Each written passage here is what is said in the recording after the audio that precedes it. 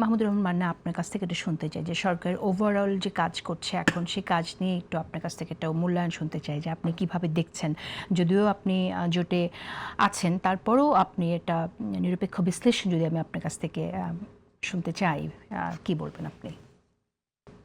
খুবই একটা জটিল কাজে হঠাৎ প্রথমেই প্রশ্ন করে বসলেন, কিন্তু কিছু বলবার আগে বলি কোনো জোট তো নেই। জোট আছে 11 দলীয় জোট। সরকারে যারা আছেন তাদেরকে কেন্দ্র করে এখন কোনো জোট নেই। যখন আন্দোলন হচ্ছিল তখন একটা ছিল, আগে তো 20 দলীয় জোট ছিল, পরে সেটা সংখ্যা কমে গেল, জামাত বেড়ে গেল, তারপরে যুগপৎ আন্দোলন হয়েছে, কিন্তু আমাদের সাথে কোনো জোট হয়নি এবং এখন পর্যন্ত কোনো জোট নেই। সেই অর্থে জোটের কোনো পক্ষ হয়ে বা মানে কোনো সামগ্রিকতার পক্ষ থেকে কিছু বলার মতো আমার অবস্থা নেই।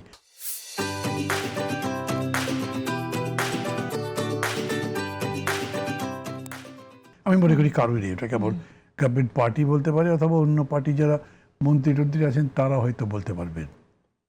আমি যুগপৎ আন্দোলনে তো ছিলেন আপনি, সেই জায়গা থেকে তো একটা ঐক্য ছিলই আপনার। একসাথে ছিলাম, বহুদিন আন্দোলন করেছি, পরস্পরকে জানি চিঠি।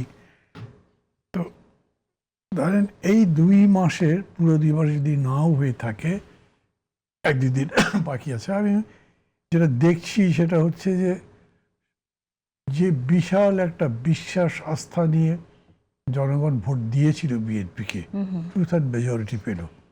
বিরোধী দল অন্যান্য প্রশ্ন তুলছে, সেগুলো সবসময় থাকে। আমি রেজাল্টটা ধরে বলছি, সেটাকে হিসাব করে যে আস্থার বহিঃপ্রকাশ রেখে বলতে হবে, এই আস্থা বাড়তে তো আমি দেখছি না, সেই আস্থা আরও সংহত হতে দেখছি না, বরং নতুন নতুন প্রশ্ন তৈরি হচ্ছে। প্রশ্নটা কে করছে, কারা তৈরি করছে, সেটারও আবার অনেক রকম মানে তত্ত্ব তালাশ করবার ব্যাপার হতেই পারে যে বিরোধী দল, বিশেষ করে আগে দলীয় জোট, কারণে অকারণে বিভিন্ন রকম প্রশ্ন তুলছে, কিন্তু এই প্রশ্নগুলোকে নিয়ে আমি খুব যথাযথ উত্তর দিতে বিএনপিকে দেখছি না বা সরকারকে। কিংবা ধরেন যে সমস্ত প্রশ্ন উঠছে সেই প্রশ্নের প্রেক্ষিতে আমরা বাকি কাজগুলো দিয়ে যে সেটাকে আনসার দেব সেরকম দেখছি না। তাতে মানুষের মধ্যে প্রশ্ন আরো বাড়ছে।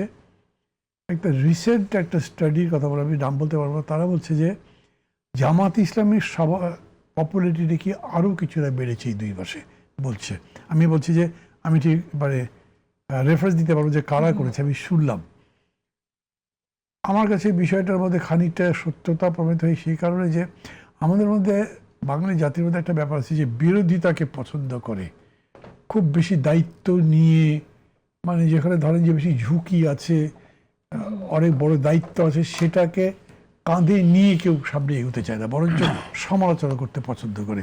আমি মাঝে মাঝে মানে হালকাভাবে বলি যে বাঙালি একটা কনসালটেন্ট নেশনের টাইপের, মানে যে লোক জীবনে কোনোদিন অর্থশাস্ত্র পড়েনি ইকোনমিক্সের উপর একটা পরামর্শ দিয়ে দেবে, যে লোক হেলথের কিছুই বোঝে যে কোনো অসুখ বিসুখে পরামর্শ দিয়ে দেয়।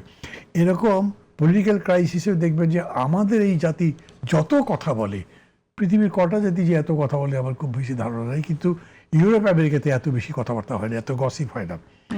সেই অর্থে এই গসিপের বেশি দিকটাই থাকে ক্রিটিক্যাল, আমি ক্রিটিক্যাল দিকটাই বেশি ডানা মেলতে দেখছি। খুব বড় আকারের প্রশ্ন উঠেছে এই যে যত বড় অভ্যুত্থান করে আমরা এই সরকারটা পরিবর্তন করলাম এবং তারপরে সামগ্রিকভাবে সমাজের একটা পরিবর্তন করতে যাই, বিশেষ করে এটা গ্যারান্টি করতে যাই যাতে আবার ফ্যাসিবাদ ফিরে না আসে, সেটাই করা হচ্ছে না বলে অভিযোগটা বেশি উঠছে। এবং আমি আপনাদের টিভি যে খুব রেগুলার ফলো করেছি তা না, কিন্তু আমি দেখছি মিডিয়ার একটা বড় অংশ ওই প্রশ্নগুলোকে হাইলাইট করছে। জবাব যেটা দেওয়া হচ্ছে সেই জবাবটা বিশেষ করে সংসদের মধ্যে থেকে যেভাবে দেওয়া হচ্ছে এটা একেবারেই এক ব্যক্তি কেন্দ্রিক হয়ে গেছে, এটাও খুব প্রশ্নের মধ্যে পড়েছে। যিনি এই জবাবগুলো দিচ্ছেন তাকে মানুষ এখন কেমন পছন্দ করে অপছন্দ করে, আগে কতটা করতে এখন কমেছে না বেড়েছে, এই বিতর্ক আমি করছি না, কিন্তু ওই মানুষটাকে আমি যখন আপনার এই সংস্কার কমিশনের বৈঠকগুলো হয়েছে আমি রেগুলারলি যেতাম, তো আমি দেখেছি বিএনপির পক্ষ থেকে উনি সবচেয়ে বেশি কথা বলতেন। এইটা কিন্তু ক্ষমতায় আছে বলে ওনাকে দেওয়া হয়েছে তারা, উনি নিজে যত ভালো করে কনস্টিটিউশনাল বিষয়গুলো বিতর্কগুলো বলতেন ইত্যাদি উনি প্রতিনিধিত্ব করতে পারতেন বাকিরা তেমন করতেন না। হয়তো সেটাই ক্যারি ওভার হয়েছে, কিন্তু তারপরেও এটা সংসদের যে সৌন্দর্য সেটাকে বাড়ায়নি, বরঞ্চ খানিকটা প্রশ্নবিদ্ধ করেছে। তার সাথে সাথে বিএনপির একটা দুর্ভাগ্যের বিষয় আছে যে ক্ষমতায় যাওয়ার পরেই এই মধ্যপ্রাচ্যের ক্রাইসিসটা হলো। যদি এটা অল্প কিছুদিনের মধ্যে শেষ হয়ে যেত, যেমন যুদ্ধবিরতিটা যদি কার্যকর হতো, তাহলে হয়তো এখানে পজিটিভ কিছু কথা বলা যেত। কিন্তু এখন তো মনে হচ্ছে এইটা আরো লম্বা হবে। যদিও আজকে আমি এখানে আসবার আগে দেখলাম আলোচনা চলবে, এটা আমরা ইরানের পক্ষ থেকে আলোচনা চলবে, শুধু না ট্রাম্প এই যে হরমুজ প্রণালীর অবরোধ সেটা প্রত্যাহার করেছেন। এরপরে উনি কোথায় যাবেন আমি জানি না, কিন্তু আমি মনে করি ট্রাম্পের জন্য খুব বেশি গেম নাই, সেজন্য হয়তো বেশি লিঙ্গার করবে। কিন্তু যেটুকু হয়েছে তাতে ঢাকা শহরে বাইরে চলাচল করার অসুবিধা, একটা পাম্পের সামনে মাইলের পর মাইল লম্বা লাইন হয়ে যাচ্ছে লাগাতার ভাবে। আপনার এনার্জি মিনিস্ট্রি থেকে প্রতিনিধি অন্যরা বলছেন যে কোনো ক্রাইসিস নাই, 2 মাসের সব মজুদ আছে, কিন্তু মানুষ বিশ্বাস করছে। আজকে পার্লামেন্টের মধ্যে বোধহয় উনি জামাতের একজন সদস্য, উনি বললেন যে আমি নিজে গাজীপুরে করে একটা কনস্টিটিউশন থেকে হয়েছেন, নাম ভুলে গেছি আমি, উনি বলেছেন আমি 6 ঘন্টা দাঁড়িয়ে অপেক্ষা করবার পরেও তেল পাইনি, চলে আসছি।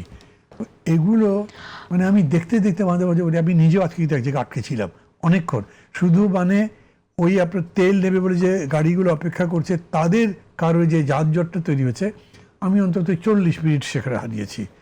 আমি ভাবলাম যে এই রোদের মধ্যে যারা দাঁড়িয়েছে, হঠাৎ করে যদি রেগে গিয়ে একটা যদি বিশৃঙ্খলা তৈরি করে, এগুলো থামাবে কীরকম করে? তার মধ্যে জিনিসপত্রের দামও তো একটু বাড়তির দিকে। সব মিলে আমার কাছে পরিস্থিতিটা খুব শুভ লক্ষণ মনে হচ্ছে।